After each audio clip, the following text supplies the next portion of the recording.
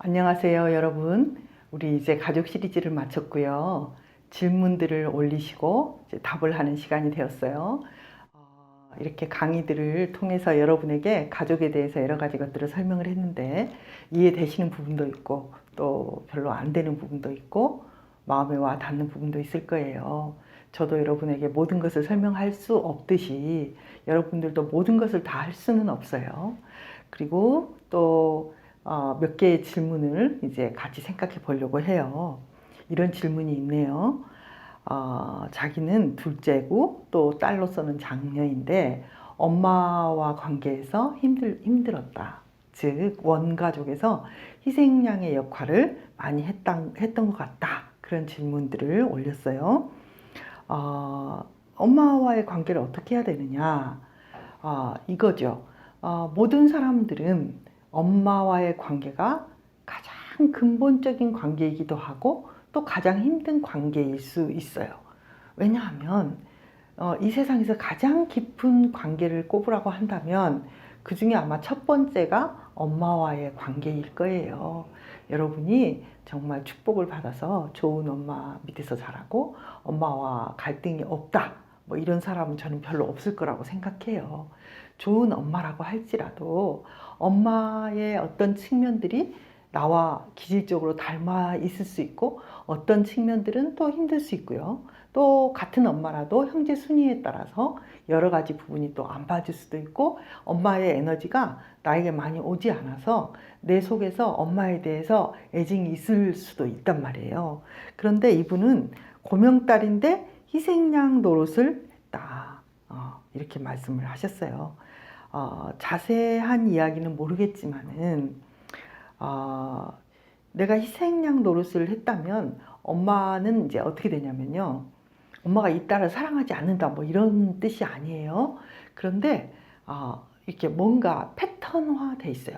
엄마는 무슨 일이 있으면 이 딸을 끌어들이면서 이 딸이 뭔가 가운데서 희생양 노릇을 하는 것에 되게 익숙해 있을 수 있어요. 부모 사이고 오래된 관계이기 때문에.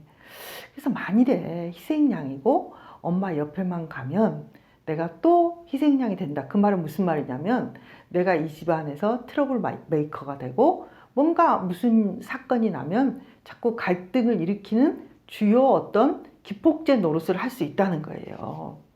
만일에 그렇다면 저는 조금 거리를 둬보시면 어떨까 하는 권고를 하고 싶어요. 왜냐하면 사람이 희생양 노릇을 계속 한다는 것은 나의 인격에도 좋지 않을 뿐만 아니라 전체 구조에 있어서도 좋은 역할을 할 수가 없죠. 왜냐하면 내가 있고 엄마가 있고 아버지가 있고 또 형제들이 있어요. 그러면은 아버지는 아버지의 부정적인 이야기를 아버지의 입으로 뭐 부드럽게 표현해야 되겠지만은 표현하셔야 되는 거고 엄마도 엄마가 직접 자신이 싫은 것을 표현하셔야 돼요. 형제들도 자신이 부정적인 것들을 서로 다 표현해야 되는데 이걸 다 모아서 내가 늘 부정적인 역할을 하고 지적질을 하고 싸움을 만드는 사람이 계속 된다면 내가 거기서 빠져나와서 좀 머물러 보고 다른 것에 익숙해져서 그 함정에 빠지지 않을 만 할 때 조금 더 가까이 가는 것도 괜찮겠죠. 저는 그렇게 좀 답을 드리고 싶어요. 또 이런 분도 계세요.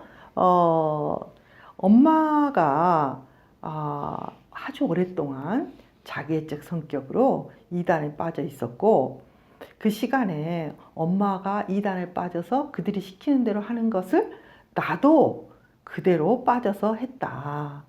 그래서 그때 그 경험했던 것들 때문에 그 상처는 이루 말할 수가 없다. 그런데 이제 엄마는 이 딸의 상처보다도 자기는 얼마나 힘들었겠냐. 자기도 너무 힘들었다. 이렇게 말하시는 거죠. 이게 이제 자기애성 엄마의 특징인 거예요. 엄마, 나 시험을 못 봐서 힘들어. 그러면, 아이고, 너 어떡하냐. 응?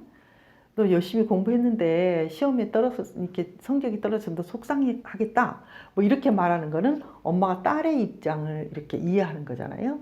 근데 자기애적인 사람들은 딸이 시험이 떨어져서 얼마나 고통스러운가를 생각하기 전에 엄마도 죽겠다. 응? 엄마도 너가 시험 성적 떨어져서 괴로워 죽겠다. 엄마 속상해 죽겠다. 이렇게 이제 가는 게 자기애적인 셀프 오리엔티드 되어 있는 자기 중심적인 어떤 감정을 느끼기 또는 그런 싸움이 되겠죠. 그래서 이 엄마도 그 어려웠던 10년간의 기간이 자기도 어려웠고 딸도 어려웠을 테지만은 대화 속에서 그래 너가 참 힘들었겠다 이렇게 가기보다는 자기는 얼마나 힘들었겠냐 이렇게 나오는 거죠. 심지어는 네가 왜 나를 이해를 못해 하고 서운해 한단 말이에요. 그러니까 이제 이 딸은 굉장히 이제 여러 가지 고통에 시달리게 되는 거예요. 그 세월에 대해서 내 힘들었던 것들, 그 힘듦에 대한 어려움이 있겠죠.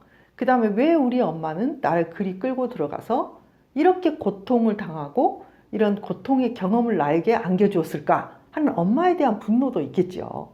그런데 엄마는 이 두 가지는 내버려 두고 또 나에게 뭐라고 하냐면 응? 너는 왜 엄마의 고통은 이해하지 않아? 그러면 여기에 또 자기 죄책감이 이제 들어가게 되는 거예요. 그러니까 짬뽕이죠, 짬뽕.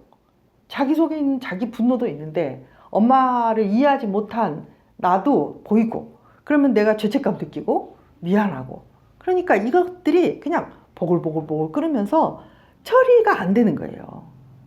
엄마에 대한 분노, 연민, 죄책감 이런 게 막 너무 힘든 거예요. 그래서 이분이 어떻게 했냐면 여러 가지 사건으로 인해서 엄마하고 연락을 끊었다는 거예요. 근데 이제 이분이 연락을 끊고 있으니까 또 이제 괴로운 거죠. 우리 엄마를 내가 이해하지 못하고 또 크리스찬이잖아요. 그러니까 사랑하고 안지 못하고 내가 엄마를 이렇게 끊고 있는 것은 또 나에게 도움이 되는 걸까? 내가 너무 나쁜 딸이 아닐까? 뭐 이런 생각들을 또 하게 되실 것 같아요. 저는 이렇게 말씀드리고 싶어요. 뭐냐면 이 사람은 이분은 지금 이 글을 쓰신 분은 이런 것들을 가지고 이런 영향을 아직도 자기가 소화할 능력이 안 되는 것 같아요. 그 겪었던 일들을 아직 내가 반추하고 나름 정리하고 내 마음이 그걸 이겨낼 만한 힘이 없는 상태인데 그 상태에서 엄마를 만나면 내가 하는 말도 곱지 않을 거고 엄마는 또 거기에다 얹을 거란 말이에요. 그래서 고통으로 망가질 정도 우리가 서로 만나면 또 고통으로 더 심화되고 이렇게 망가진다. 그럴 때는 어떤 관계든지 스탑을 할 수 있다면 조금 멈추는 것이 저는 좋다고 생각해요. 거리를 조절한다는 건 되게 중요한 의미가 있거든요. 엄마와 거리를 조절할 수 있다면 거리를 조절하는 게 좋겠죠. 그러니까 이제 어떤 말이냐면 엄마와 이런 정도의 대화를 하면 싸우지 않아요. 그러면 거기서 멈출 수 있다면 좋아요. 근데 여기서 조금 더 가까이 가면 싸워요. 그럼 어디까지 대화를 하는 게 좋냐면 여기까지 대화를 하는 게 좋겠죠. 만일에 엄마와 여기까지 가면 괜찮은데 요 정도 가까이 가면 싸워요. 그러면 요 정도 대화를 하면서 조금 더 힘을 얻고 두 사람의 신뢰를 가지고 그 다음으로 더 나가는 게 좋겠죠. 그런데 지금은 만나면 그 10년의 사건뿐만 아니라 여러 가지 사건으로 엄마를 만나면 싸워요. 그래서 나의 삶이 흩어지고 막 망가지는 것 같고 소화가 안 되는 거예요. 그럴 때는 조금 뒤로 물러서서 회복을 해야 되겠죠. 회복을. 그리고 회복한 후에 또 가까이 가보는 거예요. 회복한 후에 가까이 가봐요. 근데 요만큼 전에는 이만큼 왔는데 싸워요. 근데 이번에는 좀 떨어져 있다가 회복을 해서 이만큼 가보니 뭐 엄마는 그대로일지라도 내가 이제 더 나아서 싸우지 않는다. 그러면 좋아요. 이 정도 거리에 있고 좀 더 다가봤다가 또 싸우게 되면 조금 더 뒤로 물러서고 뭐 이런 식으로 거리를 조절을 해보고 공유될 수 있는 부분이 어디까지일까. 실은 이런 엄마의 성격은 되게 오랫동안 굳어진 거거든요.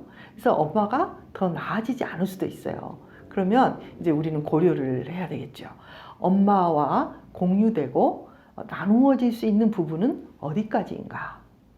엄마하고 가까이 가면 정말 내 손끝이 타 들어가고 내 마음이 타 들어갈 정도로 상처를 입고 엄마도 상처를 입고 나도 상처를 입는데 기어이 우리는 더 붙어 있어야 돼. 이런 건 아니란 말이죠.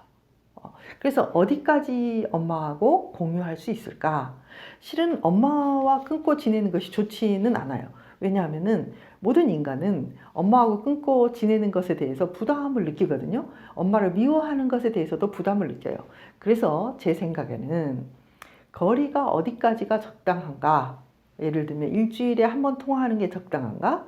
아니면 2주에 한 번 통화하는 게 적당한가? 한 달에 한 번 만나는 게 적당한 건가?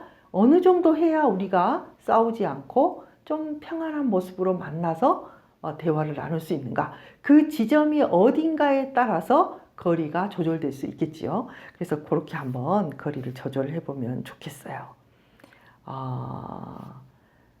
자, 또 어떤 게 있냐면 이런 질문을 하셨어요. 싸울 때는 지금 여기서의 문제, 이 문제만을 좀 다루어라. 과거를 꼬리를 물고 들어가지 말아라. 제가 그런 이야기를 드렸잖아요. 그런데 이분이 뭐라고 하시냐면 정말 과거의 스토리가 쌓여서 생기고 그걸 분리할 수도 없는데 그냥 그 과거를 넘어가기가 힘들다는 거죠. 자꾸 그 이야기만 하게 된다는 거예요. 얼마나 힘드시면 그런 생각이 드시고 또 과거에 얼마나 아픔이 있었으면 그렇게 그걸 이렇게 지우고 넘어가시기가 힘드시겠어요. 그래서 저는 조금 이제 완전히 분리될 수는 없어요. 완전히 그걸 다 제껴라. 그냥 지금 것만 완전히 이야기해라. 그렇게 말씀은 드리지만 100% 그렇게 되기는 힘들겠죠. 그러나 한번 생각을 해보시는 게 좋다는 거예요. 만일에 해결을 하고 싶은 건가? 살짝 넘어갈 수 없는 이유가 뭐지? 완전히 해결돼야 된다는 생각을 하고 있는 건가? 근본부터? 아니면 해결이 문제가 아니라 너무나 화가 나서 참을 수가 없는 건가? 이거죠. 한번 여러분도 한번 생각을 해보세요. 내가 이렇게 싸울 때 더 이상 이야기해서 좋을 게 하나도 없어요. 그럼에도 불구하고 나는 참을 수가 없고 그 문제를 끌고 나오지 않을 수가 없어. 그러면 이제 이게 무슨 말이냐면 내 안에 그 문제가 너무 분노를 많이 일으켜가지고 참을 수가 없는 상태일 수도 있어요. 너무 큰 거죠. 그 분노의 덩어리가. 또 하나는 뭐든 완벽하게 끝까지 해결해야 된다는 신념이 있을 수도 있어요. 일단 이렇게 뭐든지 뿌리를 뽑고 완전히 해결하려고 한다면 저는 그런 해결은 참 거의 없다. 이렇게 말씀드렸잖아요. 지금 나팔꽃이 피는 걸 보고 싶다. 씨를 심고 있는데 이 나팔꽃이 피기까지는 반드시 이 나팔꽃이 성장하고 비도 맞고 이슬도 맞고 바람도 쐬고 날마다 온도 하에서 자라야 된다는 것은 너무나 분명한 이야기예요. 그러니까 지금 당장에 해결할 수 있는 것은 실은 이 세상에 거의 없어요. 정말이지 그건 어려운 문제란 말이에요. 그러니까 그 부분은 나의 신념이거든요. 아주 깔끔하게 해결하고 싶은 이런 것들, 이건 흑백 논리의 구조에서 나오는 거라는 것을 인식하고 그냥 오늘 1%씩 2%씩 해결해 나가서 점차적으로 이것을 쌓아간다. 이런 느낌으로 가면 정말 좋겠고요. 그 다음에 내가 너무나 화가 나서 이 순간에 이걸 참을 수가 없다. 그러면 이건 이제 해결에 초점이 맞춰져 있는 게 아니라 내 분노에 초점이 맞춰져 있는 거예요. 그래서 이 분노는 그 삶에서 해결이 안 될 정도로 되게 큰 분노일 수 있어요. 이건 혼자 해결하기 힘든 것일 수도 있고요. 뭐라 그럴까? 조금 더 다른 방법, 상담을 받는다든지 뭔가 다른 방법으로 이 분노를 좀 해결을 하고 그 다음에 이런 것들을 좀 이야기를 하는 게 좋지 않을까 하는 생각이 듭니다. 그렇지만 여전히 우리는 과거의 이야기를 해요. 그럴 때 여러분들이 이제 이런 거죠. 옛날에는 10년 전까지 이야기했는데 이제는 1년 전 것만 이야기한다. 그러면 굉장히 잘하시는 거예요. 전에는 1년 전까지 이야기했는데 이제는 한 2달 전까지만 이야기한다. 이렇게 나아지면 되겠죠. 여러분 질문 올려주셔서 고맙고요. 또 다음 시간에도 나머지 질문들에 대해서 답을 해볼게요. 여러분 다음 주에 또 만나요.